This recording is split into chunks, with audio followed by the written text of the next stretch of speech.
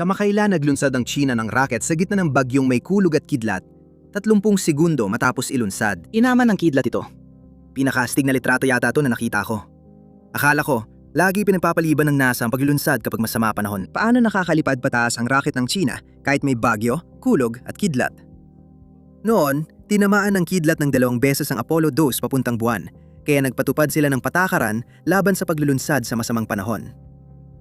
Noong 1987, may rocket na tinamaan ng kidlat at nagbagong isang bit sa guidance computer ng rocket.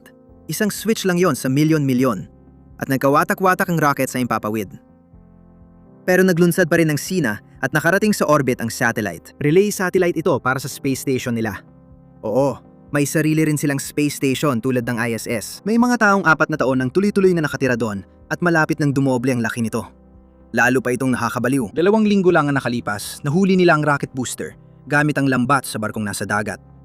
73 mga paglulunsad ng rocket ang ginawa ng China noong nakaraang taon. Opisyal nang nagsimula ang karera pabalik sa buwan.